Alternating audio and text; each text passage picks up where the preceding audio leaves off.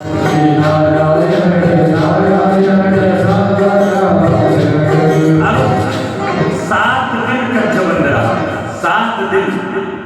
दिन बाद खोला गया और जैसे खोला गया जितने विश्व दर्शन गए, क्योंकि देखो जब भगवान के ध्यान में हम भगवान को अपने आप को छोड़ देते हैं विश्वास पर कि प्रभु को तुझे देखना है, तो शरीर वज्र का हो गया। भगवान प्रहलाद जी का बना दे, जितने सर्प थे सब डस डस करके रुधिर इतना उगल दिए कि सारे सर्पों की मृत्यु हो गई। प्रहलाद जी को सोचे तो प्रहलाद जी को निकाला गया, बुद्धि तो काम नहीं कर रही, हिरण्यकश्यप को उसकी बहन थी जिसका नाम था होलिका।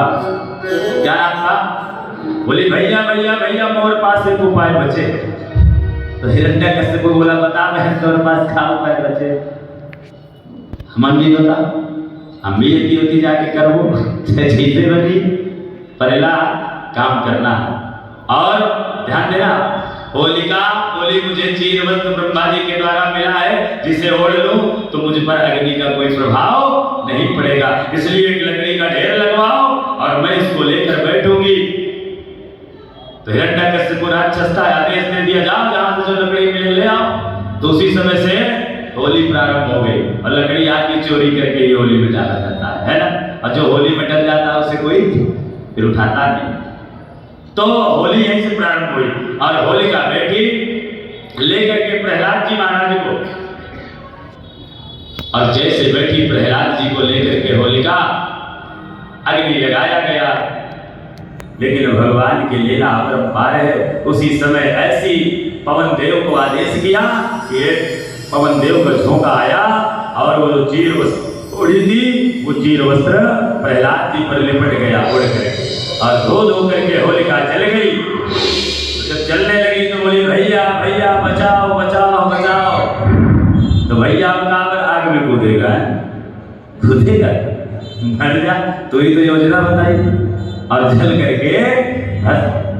इसलिए भगवान के भक्त के साथ कभी छल नहीं करना चाहिए। भगवान के द्वारा जो आशीर्वाद मिले, कृपा मिले, शक्ति मिले, उसका कभी दुरुपयोग इस जीव को नहीं करना चाहिए, नहीं उसका हाल होलिका जैसे होगा। इसके बाद अंतिम उपाय बोले इसको विष भोजन में मिलाकर दे दो। तो उसी समय विष कयाधु को बोला गया, अपनी पत्नी को बोला। अब कौन सी माँ होगी जो पुत्र को विष खिला देगी अपने हाथ से? लेकिन कयाधु सोची अगर नहीं खिलाऊंगी तो मुझे मृत्यु दंड मिल जाएगा, इसलिए मेरी पुत्र की रक्षा तो साथ साथ भगवान कर रहे हैं, कोई रक्षा करेगा आज भी। और उसी समय कहते हैं सुखदेव जी राजन, भगवान नारायण वैकुंठ में कुछ प्रसाद पाने के लिए बैठ गए। यद्यपि भगवान कुछ पाते नहीं, भगवान तो सबको पवाते बस है। उनकी दृष्टि इतनी कृपामयी है जो कृपा कर देते हैं। तो भगवान पानी के लिए कुछ बैठे, लक्ष्मी जी पवा रही थी। लक्ष्मी जी बोली प्रभु आप रो क्यों रहे? भगवान रो रहे, आंसू गिर रहे, क्योंकि भक्त जितना रोता है भगवान भी उतना रोते हैं भक्त के लिए। बोले क्यों रो रहे हो? तो सारी बात बताए। बोले आज मेरे एक परम भक्त है जिसकी आज तक तो मैंने रक्षा कर लिया, लेकिन पंच भौतिक साई है, अब उस पर आज विष मिला के दिया जा रहा है।